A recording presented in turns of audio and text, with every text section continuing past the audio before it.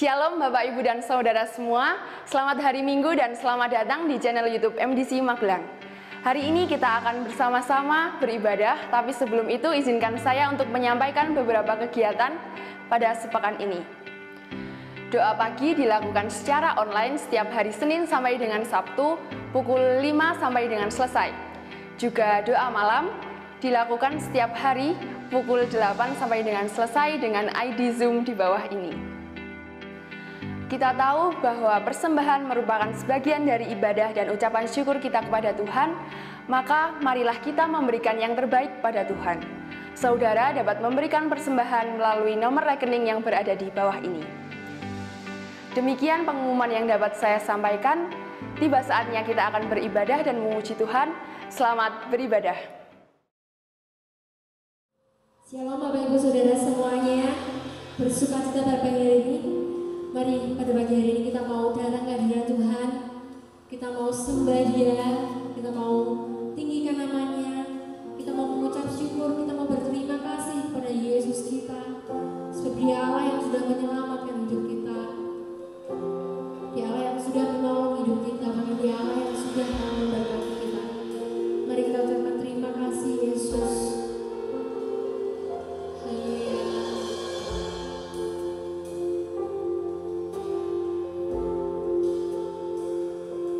Yang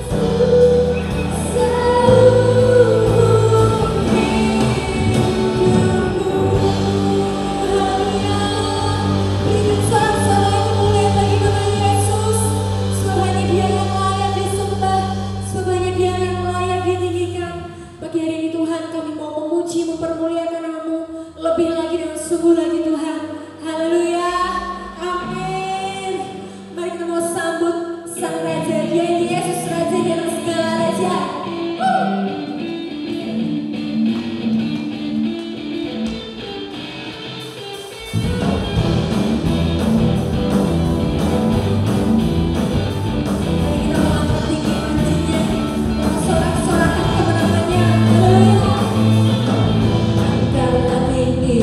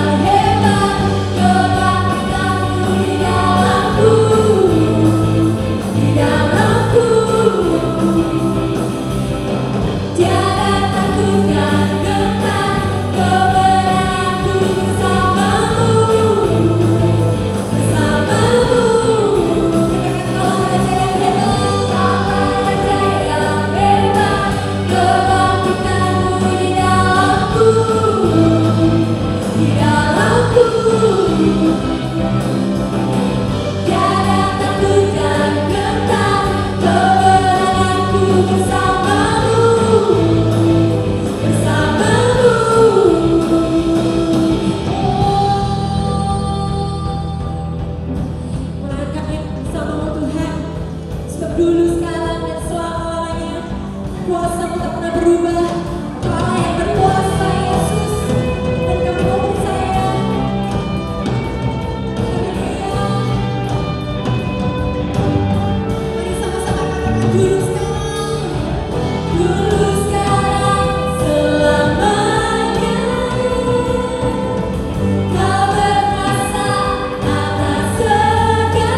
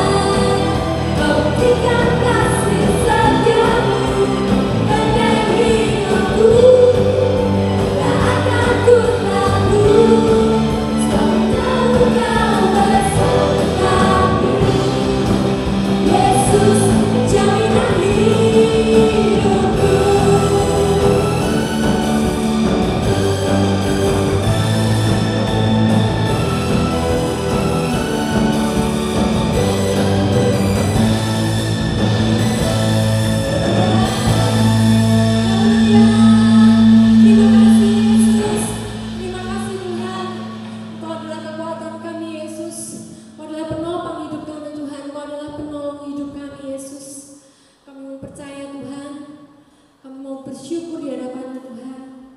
Musim boleh berganti, masalah boleh silih berganti. Amin, kami mau percaya Tuhan, bahwa kasih-Mu tetap abadi dalam kehidupan kami. Haleluya.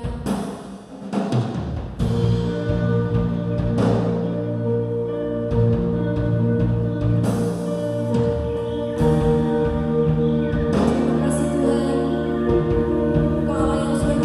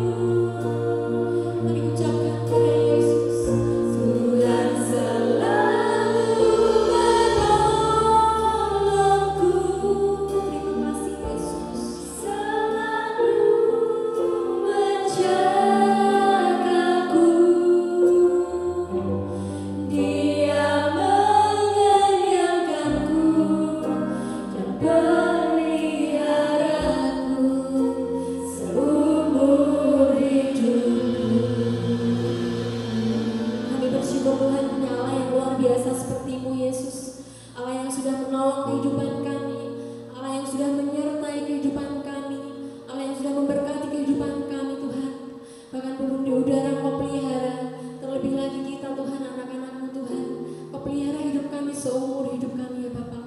Kami ucap syukur Tuhan buat pagi hari ini Tuhan. Kami boleh merasakan hadirat-Mu turun atas kami. Kami boleh merasakan Tuhan, kuasa-Mu Tuhan turun melawat setiap kami yang boleh hadir Tuhan. Biar pada pagi hari ini kami boleh duduk dengar akan firman-Mu. Kami boleh mendengar firman-Mu dengan sungguh-sungguh Tuhan.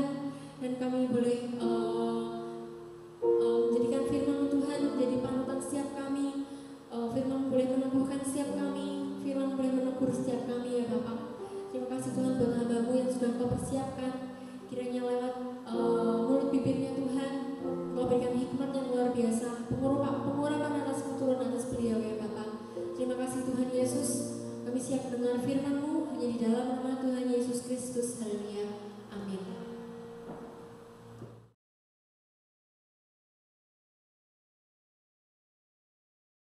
Shalom, selamat pagi Bapak Ibu Saudara sekalian. Apa kabar? Senang sekali kita bisa berjumpa kembali dan mengikuti ibadah baik secara online atau ibadah secara tatap muka. Bapak Ibu Saudara sekalian, pagi hari ini kita layak mengucap syukur kepada Tuhan Yesus karena kita bisa beribadah secara tatap muka walaupun masih di tengah-tengah situasi pandemi. Saya selalu berdoa dan berharap agar kita semua ada dalam keadaan yang sehat dan baik dan diberkati Tuhan. Dan saya sangat bersyukur melihat beberapa waktu terakhir ini keadaan bangsa kita mulai berangsur-angsur pulih kembali. Yang terinfeksi COVID-19 di Indonesia semakin hari semakin berkurang dan semakin terkendali. Dan harapan saya bahwa Indonesia akan segera dipulihkan dari berbagai-bagai persoalan, termasuk perekonomian, termasuk kesehatan, dan lain-lain. Dan akhirnya keadaan kita semua akan menjadi lebih baik. Haleluya. Amin. Bapak Ibu Saudara sekalian, saya bersyukur di masa-masa pandemi ini kita bukannya semakin kendor rohani kita, namun sebaliknya kita semakin berapi-api, semakin on fire di dalam Tuhan. Bahkan di masa pandemi ini kita sungguh merasakan bagaimana janji-janji Tuhan digenapi dalam kehidupan kita. Bapak Ibu Saudara sekalian, pagi hari ini saya ingin menyampaikan sebuah khotbah tentang anugerah Tuhan atau tentang kasih karunia atau grace dalam bahasa Inggris yang harus dimiliki oleh setiap anak Tuhan.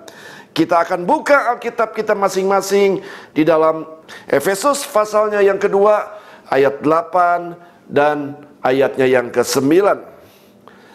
Sebab karena kasih karunia kamu diselamatkan oleh iman. Itu bukan hasil usahamu, tetapi pemberian Allah. Itu bukan hasil pekerjaanmu. Jangan ada orang yang memegahkan diri. Bapak Ibu Saudara sekalian, saya berharap setiap saudara sungguh-sungguh memahami ayat ini. Sebab ayat ini sangat-sangat penting, bahkan menjadi identitas setiap orang percaya. Bahkan ayat ini yang membuat perbedaan antara kekristenan dengan agama lain atau dengan kepercayaan lainnya. Agama lain mengajarkan untuk bisa selamat seseorang harus banyak berbuat baik. Untuk bisa selamat seseorang harus banyak berbuat amal atau sedekah. Dan itu juga akan ditimbang pada akhirnya. Kalau dijumpai lebih berat kebaikannya, maka langkah selanjutnya dia harus berjalan di atas rambut yang dibelah 7. Kalau dijumpai lebih banyak perbuatan jahat atau dosanya, maka secara otomatis masuk neraka. Bapak Ibu Saudara sekalian, tetapi kekristenan mengajarkan berbeda. Untuk selamat kita memerlukan anugerah Tuhan. Tetapi kekristenan mengajarkan berbeda. Untuk selamat kita memerlukan kasih karunia Tuhan.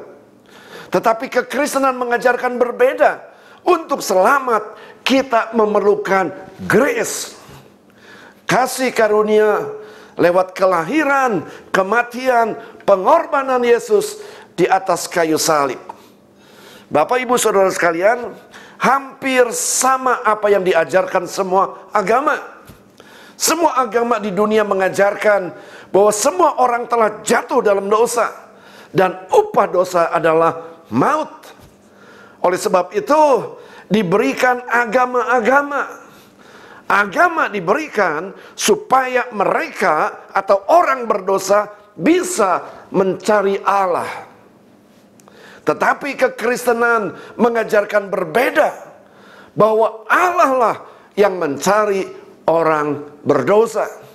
Yohanes 15 ayat 16, bukan kamu yang memilih aku, tetapi akulah yang memilih kamu, dan aku telah menetapkan kamu supaya kamu pergi dan menghasilkan buah, dan buahmu itu tetap, supaya apa yang kamu minta kepada Bapa dalam namaku diberikannya kepadamu. Bapak Ibu Saudara sekalian, ingat tentang perumpamaan yang Yesus berikan. Ada seorang yang memiliki 100 ekor domba dan hilang 1 ekor domba. Maka apa yang dilakukannya? Ditinggalkannya yang 99 domba. Lalu ia mencari 1 ekor domba yang terhilang. Bapak Ibu Saudara sekalian, jika handphone saudara hilang, apakah handphone yang akan mencari saudara? Atau saudara yang mencari handphone? Bapak Ibu Saudara sekalian, agama diberikan supaya mereka atau orang berdosa bisa mencari Allah. Namun kekristenan mengajarkan berbeda, bahwa Allah lah yang mencari orang berdosa. Bapak Ibu Saudara sekalian, ini sudah bulan November. Berarti sebentar lagi kita akan merayakan Natal, hari kelahiran Yesus. Kelahiran Yesus Kristus merupakan wujud dari anugerah Allah kepada manusia yang berdosa. Yohanes 3 ayat 16, karena begitu besar kasih Allah akan dunia ini, sehingga ia telah mengaruniakan anaknya yang tunggal, supaya setiap orang yang percaya kepadanya tidak binasa, melainkan beroleh hidup yang kekal. Bapak Ibu Saudara sekalian, apa itu anugerah? Apa itu kasih karunia? Apa itu grace? Yang pertama, anugerah adalah kebaikan Allah yang diberikan kepada manusia, yang sesungguhnya manusia tidak pantas untuk menerimanya. Kalau pantas itu namanya upah. Kalau pantas itu namanya gaji, saudara. Kalau pantas itu namanya upah. Mungkin ada di antara saudara mengatakan, tetapi masa lalu saya bobrok, Pak. Atau saya mantan penjahat. Atau saya mantan pengguna narkoba. Tidak peduli, tidak apa-apa. Karena kasih karunia juga tersedia buat Anda. Karena anugerah tersedia juga buat saudara. Saudara, ada seorang yang bernama John Newton. Dia seorang pelaut, saudara. Tentunya saudara tahu apa yang dilakukan oleh seorang pelaut. Dia seorang pemabuk. Dia seorang penjudi. Dia seorang pemain perempuan. Bahkan saudara, dia adalah seorang yang ateis, yang tidak percaya kepada Tuhan. Suatu saat saudara, ketika dia berlayar di tengah-tengah lautan, ada gelombang yang sangat besar. Dan gelombang itu siap menenggelamkan perahu, di mana di dalamnya ada John Newton, saudara.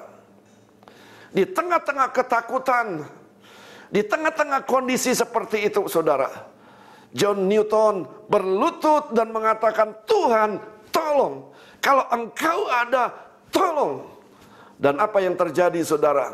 Seketika itu juga badai itu menjadi tenang, dan kapal di mana John Newton ada di dalamnya kembali dalam posisi normal. Bapak Ibu Saudara sekalian, lalu John Newton menangis, saudara, dan ia mulai percaya kepada Tuhan Yesus. Di hidupnya ia menghasilkan banyak lagu ciptaan dan dia persembahkan untuk Tuhan Yesus. Lagu yang sangat terkenal judulnya Amazing Grace itu diciptakan oleh seorang yang namanya John Newton, seorang pelaut ateis, tidak percaya kepada Tuhan, seorang pemabuk, seorang penjudi, seorang pemain perempuan. Namun suatu saat ia membuka hati dan percaya kepada Yesus. Bapak Ibu Saudara sekalian, ingat, orang yang mati di samping Yesus yang sama-sama disalib. Salib adalah sebuah hukuman yang sangat memalukan, saudara. Salib adalah sebuah hukuman yang layak diberikan kepada seorang yang melakukan tindakan kriminal yang sangat berat. Mungkin saja dia seorang pemerkosa, mungkin dia seorang pembunuh, perampok, saudara. Namun apa yang dia katakan ketika Yesus ada di sampingnya, dia katakan, "Guru, kalau engkau sampai ke sana, ingatlah aku." Maka Yesus katakan, "Saat ini juga engkau bersama-sama dengan aku di Firdaus." Apa itu anugerah? Yang kedua, saudara, apa itu kasih karunia? Apa itu grace? Yang kedua, kemampuan yang Allah berikan kepada manusia sehingga kita bisa mampu melakukan sesuatu yang sesungguhnya kita tidak mampu untuk melakukannya.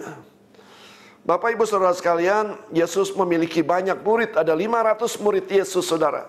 Namun ketika Yesus menyampaikan berita tentang salib, apa yang terjadi? Semua murid Yesus meninggalkan Yesus. Hanya tersisa 12 murid, saudara. Lalu Yesus bertanya kepada Petrus. Maka kata Yesus kepada ke-12 muridnya, "Apakah kamu tidak pergi juga?" Jawab Simon Petrus kepadanya, "Tuhan, kepada siapakah kami akan pergi? Perkataanmu adalah perkataan hidup yang kekal." Artinya, saudara, untuk mengikuti Yesus juga perlu anugerah. Bahkan hidup sehari-hari perlu anugerah Tuhan. Susah mana? Mengampuni atau membenci? Tentunya lebih mudah membenci, bukan? Untuk membenci, seseorang tidak perlu kasih karunia. Tetapi untuk mengampuni, saudara, perlu kasih karunia.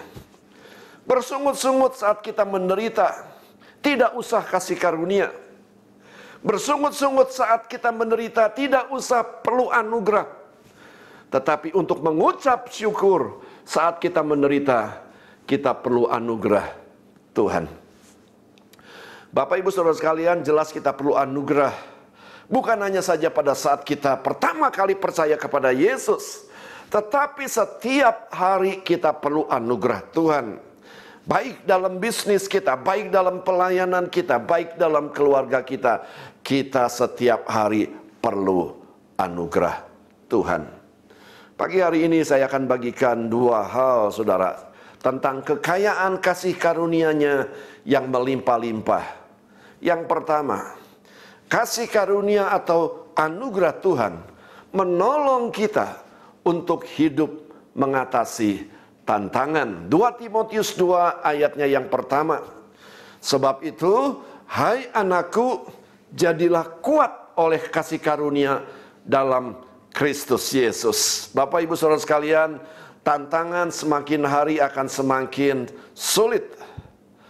Dampak pandemi ini kemana-mana. Dampak kepada pekerjaan, dampak kepada keuangan, dampak kepada kesehatan, dampak kepada studi anak, dan lain-lain. Tantangan semakin hari semakin sulit, saudara. Tetapi kasih karunia akan semakin melimpah, sehingga kita sanggup menghadapi tantangan demi tantangan. Bahkan kita bisa mengalami kemenangan lepas kemenangan saat-saat kita menghadapi tantangan. Anugerah Tuhanlah yang membuat kita bertahan di situasi pandemi ini. Bahkan sebagian di antara kita bukan sekedar survive, namun mengalami peningkatan sesuai dengan janji firman Tuhan. Engkau akan menjadi kepala dan bukan ekor. Perjalanan bisnismu, perjalanan karirmu, perjalanan pelayananmu akan terus naik dan tidak akan pernah turun. Bapak Ibu Saudara sekalian, anugerah Tuhan yang membuat kita tetap bertahan di tengah-tengah tantangan yang sedang terjadi hari-hari ini. Kasih karunia atau anugerah Tuhan menolong kita hidup dalam kekayaan Kristus. Yang kedua, kasih karunia Tuhan atau anugerah Tuhan menolong kita untuk kita hidup dalam kekayaan Kristus. 2 Korintus 8 ayat 9. Karena kamu telah mengenal kasih karunia Tuhan kita Yesus Kristus, bahwa Ia yang oleh karena kamu menjadi miskin, sekalipun Ia kaya, supaya kamu menjadi kaya oleh karena kemiskinannya. Dan Allah sanggup melimpahkan segala kasih karunia kepadamu, supaya kamu senantiasa berkecukupan di dalam segala sesuatu, dan malah berkelebihan di dalam berbagai kebajikan. 2 Korintus 9 ayatnya yang ke-8. Bapak Ibu Saudara sekalian, ada sebuah pertanyaan klasik yang sering dipertanyakan saat hari Natal. Yesus katanya raja, kok lahir di kandang domba? Jawabannya ayat yang baru saja kita baca. Yesus sangat kaya, saudara. Dia raja segala raja. Dia pemilik alam semesta ini. Namun dia rela menjadi miskin, supaya kita yang miskin memperoleh kekayaan oleh kemiskinannya. Kerja keras tidak membuat kaya, tetapi anugerah Tuhan membuat kita kaya dalam segala hal. Bapak Ibu Saudara sekalian, bagaimana caranya mendapatkan anugerah Tuhan? Tidak ada caranya, saudara. Karena itu pemberian dari Allah yang sesungguhnya kita tidak layak untuk menerimanya. Namun hambatan-hambatan dalam menerima anugerah Allah ada, yaitu sebagai berikut. Yang pertama, saudara, hambatan yang pertama untuk menerima anugerah Tuhan, yang pertama adalah kesombongan. Ayat 9 dikatakan, itu bukan hasil pekerjaanmu, jangan ada orang yang memegahkan diri. Ayat ini menjelaskan bahwa kesombongan adalah hambatan untuk kita bisa menerima anugerah Tuhan. Minggu lalu kita membahas tentang kesombongan. Orang sombong itu seterunya Allah, saudara. Bagaimana mungkin Allah bisa menganugerahkan kepada seterunya atau kepada musuhnya? Dan sebaliknya, Allah mengasihi orang yang rendah hati. Hambatan yang kedua untuk menerima anugerah Tuhan adalah kepahitan. Ibrani 12 ayat 15. Jagalah supaya jangan ada seorang pun menjauhkan diri dari kasih karunia Allah, agar jangan tumbuh akar yang pahit, yang menimbulkan kerusuhan dan yang mencemarkan banyak orang. Bapak Ibu Saudara sekalian, setiap kita pernah mengalami kekecewaan.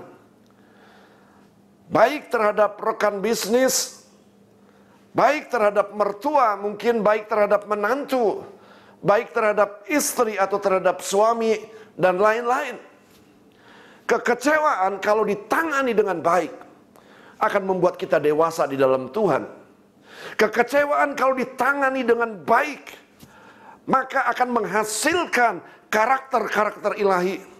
Tetapi sebaliknya, saudara, kalau tidak ditangani dengan baik, akan menimbulkan kepahitan. Dan kepahitan itu akan menghalangi anugerah Tuhan terjadi dalam hidup kita. Berulang-ulang saya mengingatkan, lepaskan pengampunan dan buang segala kepahitan. Orang yang membawa-bawa kepahitan sama dengan orang yang membawa-bawa sampah kemana-mana. Orang yang membawa kepahitan sama dengan orang yang membawa bom kemana-mana, suatu saat siap meledak. Kita semua perlu anugerah Tuhan. Tanpa anugerah Tuhan kita tidak bisa selamat. Namun bukan hanya saja anugerah keselamatan saja yang kita perlukan, setiap hari kita perlu anugerah Tuhan. Tanpa anugerah Tuhan, kita tidak bisa menjadi orang Kristen yang militan. Tanpa anugerah Tuhan, kita tidak bisa mengalami kebaikan-kebaikan Tuhan. Oleh sebab itu, mari hidup dalam kerendahan hati dan juga menjaga hati, supaya hati kita ini bebas dari kepahitan. Amin.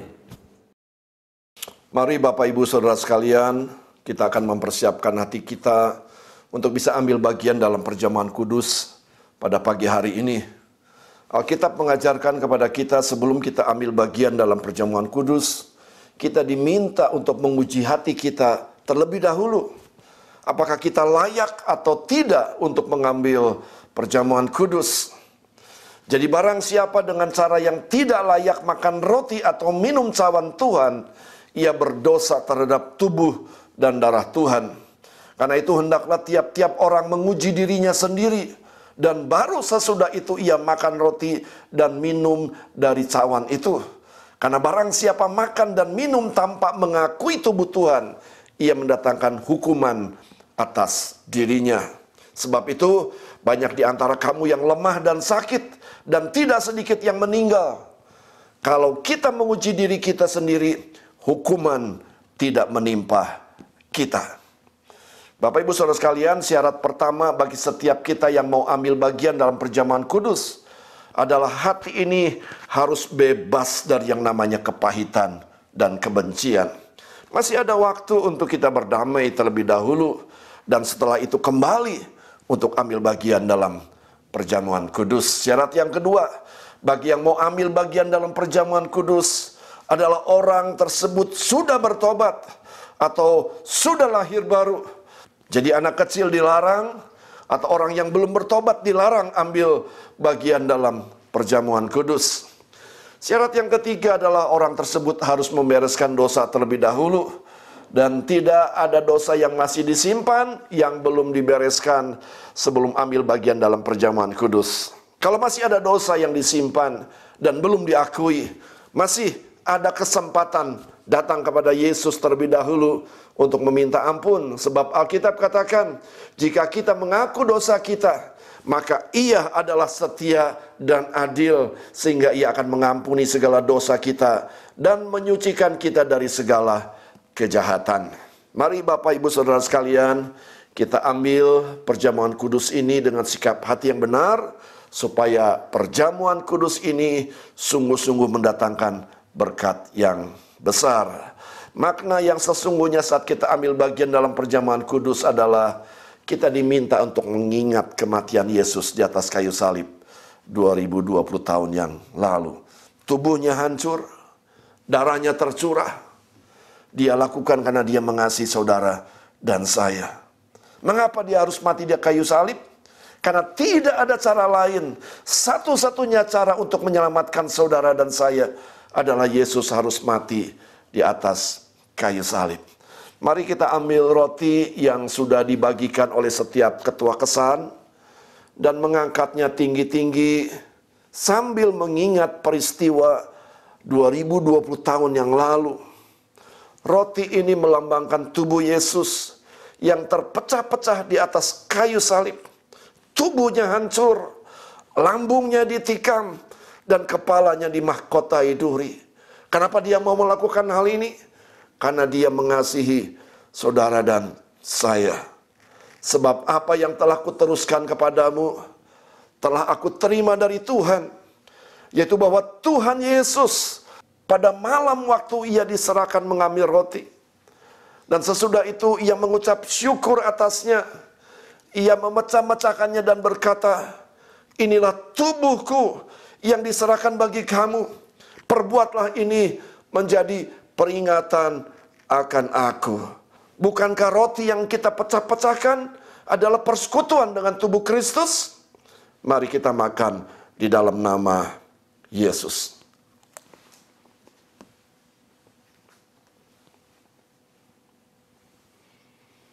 Mari kita angkat cawan anggur ini yang melambangkan darah Yesus. Dia dicambuk. Dan setiap kali dicambuk ada daging yang tercabik. Darahnya tercurah. Darah yang sanggup menyucikan. Darah yang sanggup mengampuni setiap dosa pelanggaran. Bahkan darahnya sanggup menyembuhkan. Oleh bilur-bilurnya kamu disembuhkan. Demikian juga ia mengambil cawan sesudah makan. Lalu berkata, cawan ini adalah perjanjian baru yang dimeteraikan oleh darahku. Perbuatlah ini setiap kali kamu meminumnya menjadi peringatan akan aku. Sebab setiap kali kamu makan roti ini dan minum cawan ini, Kamu memberitakan kematian Tuhan sampai Ia datang. Bukankah cawan pengucapan syukur yang atasnya kita ucapkan syukur adalah persekutuan dengan darah Kristus? Mari kita minum di dalam nama Yesus. Haleluya. Haleluya. Bapak Ibu Saudara sekalian, kata-kata yang terakhir yang Yesus ucapkan di atas kayu salib adalah sudah selesai. It is finished. It is complete. Artinya segala pergumulan saudara dan saya sudah Yesus selesaikan di atas kayu salib. Termasuk dosa, kutuk, sakit penyakit. Sudah Yesus sembuhkan di atas kayu salib. Oleh sebab itu mari kita bersyukur. Tuhan Yesus, kami bersyukur pagi hari ini kalau kami boleh ambil bagian dalam perjamuan kudus. Terlebih daripada itu, kami boleh mengingat apa yang sudah Tuhan kerjakan di atas kayu salib 2021 tahun yang lalu. Kami bersyukur untuk darah yang tercurah. Kami bersyukur untuk tubuh yang hancur. Karena kami tahu darah yang tercurah sanggup menyucikan kami, sanggup membenarkan kehidupan kami. Terima kasih Tuhan Yesus. Bahkan di atas kayu salib, Engkau sudah selesaikan segala pergumulan kami. Dan tidak ada satupun yang terlewatkan. It's complete, it's finished. Semuanya sudah terselesaikan. Dan dengan iman kami raih pagi hari ini setiap janji-janji firman Tuhan. Di dalam nama Tuhan Yesus, hamba berdoa secara khusus pagi hari ini untuk saudara-saudara kami, mungkin yang sedang sakit di rumah sakit atau sedang berbaring di rumah karena sakit. Hamba berdoa Tuhan nyatakan kuasa bilur-bilur-Mu untuk menyembuhkan mereka di dalam nama Tuhan Yesus. Atau mungkin ada jemaat yang sedang bergumul dengan pekerjaannya, atau bergumul dengan keuangan di masa-masa sulit pandemi seperti ini. Hamba berdoa Tuhan, Engkau sudah selesaikan sesungguhnya segala pergumulan mereka di atas kayu salib. Dan biarlah mereka boleh menikmati janji firman Tuhan. Sebab janji-Mu tidak dibatasi oleh pandemi. Janji-Mu tidak bisa dihalangi oleh pandemi. Dan biarlah justru di masa pandemi ini kami boleh menikmati janji-janji-Mu ya Tuhan. Terima kasih, berkati setiap yang sudah mengikuti ibadah pada pagi hari ini, baik yang ada di Indonesia maupun yang ada di Australia, yang ada di luar negeri sekalipun. Kiranya berkat, anugerah, kemurahan dan kebajikan daripada Bapa di surga, kasih daripada Tuhan Yesus dalam persekutuan Allah Roh Kudus turun atas mereka semua. Di dalam nama Tuhan Yesus, hamba sudah berdoa dan mengucap syukur. Mari Bapak Ibu Saudara sekalian, kita mengangkat kedua belah tangan kita untuk menerima berkat. Saudara yang kasih Tuhan, terimalah berkat daripada Bapa, kasih daripada Tuhan Yesus, dan penghiburan Allah Roh Kudus mulai pagi hari ini sampai Maranatha, kedatangan Tuhan yang kedua kali menjemput saudara dan saya menjadi jemaat yang tidak bercacat celah di dalam nama Tuhan Yesus. Haleluya. Amin. Selamat hari Minggu. Tuhan Yesus memberkati.